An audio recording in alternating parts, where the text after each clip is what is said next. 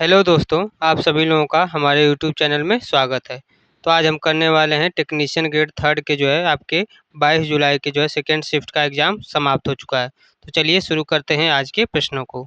इसमें हम पहले कवर करेंगे सामान्य ज्ञान के आपके प्रश्न, उसके बाद हम देखेंगे करेंट अफेयर, उसके बाद हम देखेंगे हिंदी के और सबसे लास्ट में हम करेंगे आपके कंप्यूटर के प्रश्नों को। तो चलिए शुरू करते हैं। शुरू करने से पहले जो लोग भी हमारे यूट्यूब चैनल पर नए हैं, चैनल को सब्सक्राइब नहीं किए हैं, तो प्लीज़ चैनल को सब्सक्राइब कर लीजिए।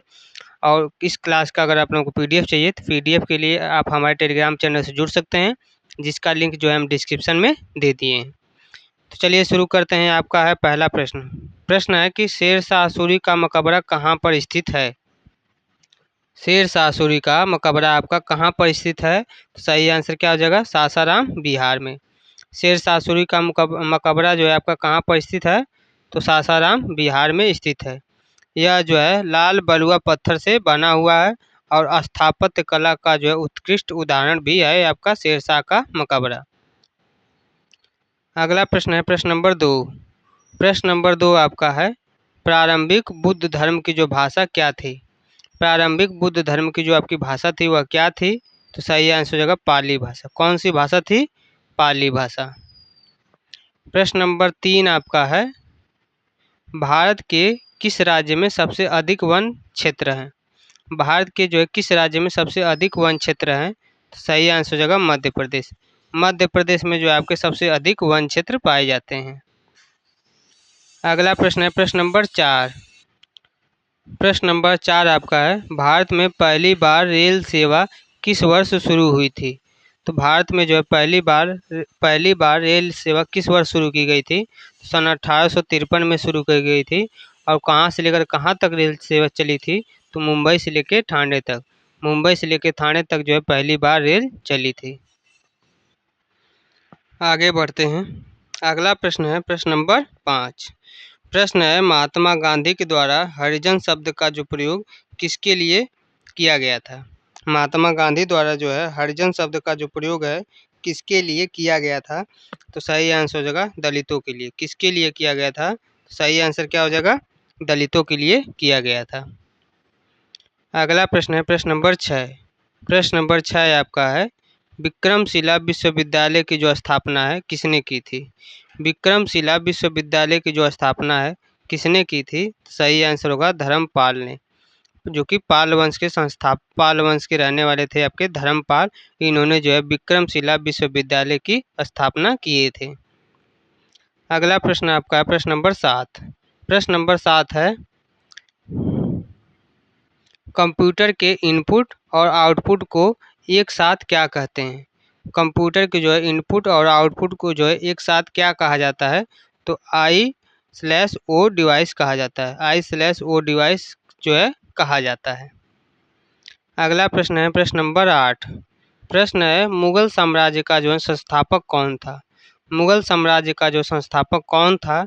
सही आंसर हो जाएगा बाबर। बाबर जो है आपका मुगल साम्राज्य का जो है संस्थापक था। आगे बढ़ते हैं। अगला प्रश्न है आपका प्रश्न नंबर 9। प्रश्न है प्रथम परमाणु बिजली घर कहाँ पर स्थित है? प्रथम परमाणु बिजली घर जो है आपका कहाँ पर स्थित है?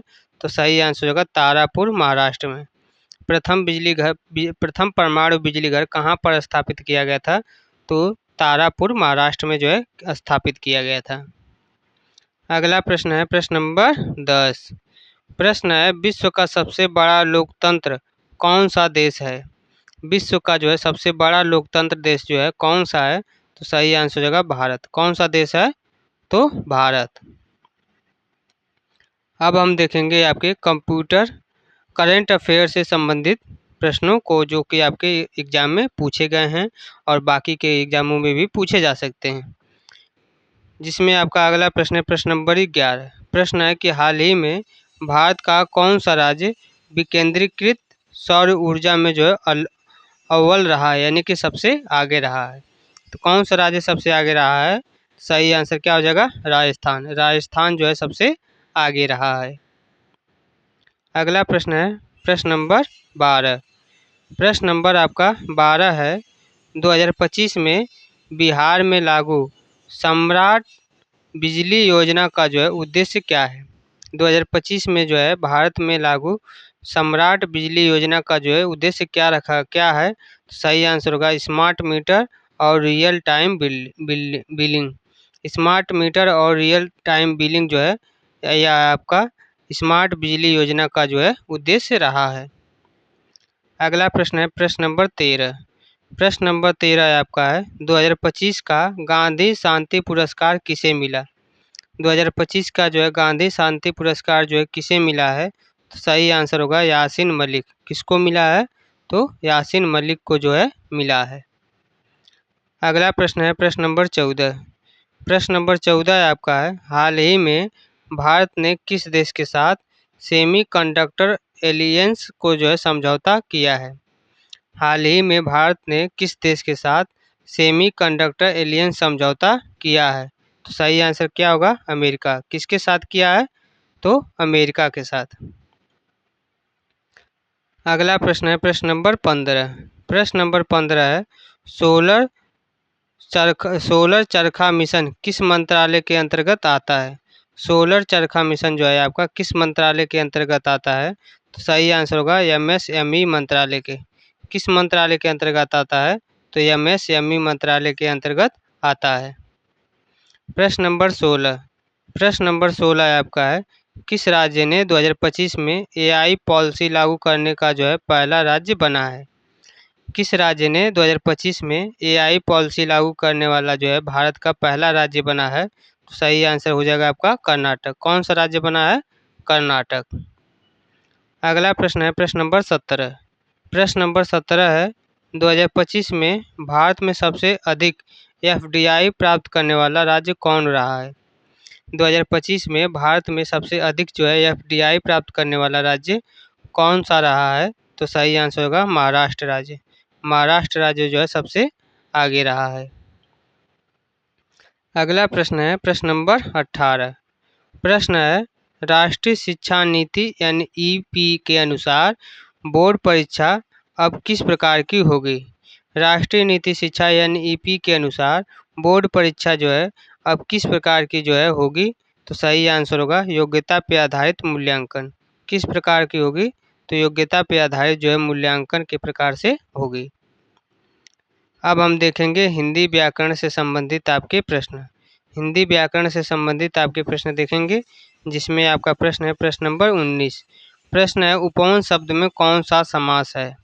उपवन शब्द में जो है आपका कौन सा समास होगा? तो सही आंसर होगा तत्पुरुष समास। उपवन शब्द में जो है आपका कौन सा समास हो जाएगा? तो तत्पुरुष समास सही आंसर हो जाएगा। अगला प्रश्न है प्रश्न नंबर 20।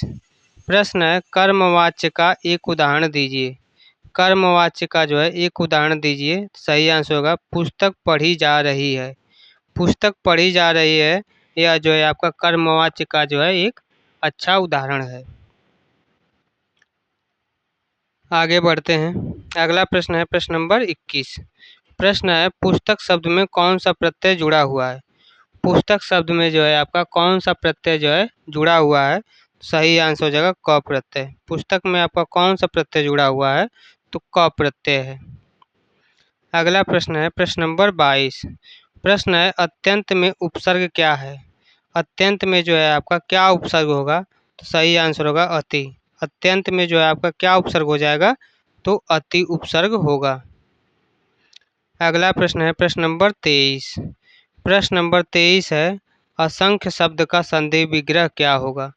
असंख्य शब्द का जो है संधि विग्रह क्या होगा? तो सही आंसर होगा अ प्लस संख्य। असंख्य का जो है संधि विग्रह क्या होगा? अ प्लस संख्य। अगला प्रश्न है आपका प्रश्न नंबर 24। प्रश्न है समास का शाब्दिक अर्थ क्या है? समास का जो है शाब्दिक अर्थ क्या होगा? तो सही आंसर होगा संक्षेप करना। समास का शाब्दिक अर्थ क्या हो जाएगा? तो संक्षेप करना। अब हम देखेंगे कंप्यूटर पे आधारित आपके जो भी महत्वपूर्ण प्रश्न हैं उसको कवर करेंगे जिसमें आपका अगला प्रश्न हो जाएगा प्रश्न नंबर 25। प्रश्न नंबर 25 है आईपी एड्रेस किसका उदाहरण है? आईपी एड्रेस जो है यह आपका किसका उदाहरण है? तो सही आंसर हो जाएगा लॉजिकल एड्रेस। आईपी एड्रेस किसका उदाहरण है? तो सही आंसर क्या होगा? लॉजिकल एड्रेस का उदाहरण है। अगला प्रश्न है प्रश्न नंबर 26। प्रश्न है कंप्यूटर वायरस का पहला उदाहरण क्या था।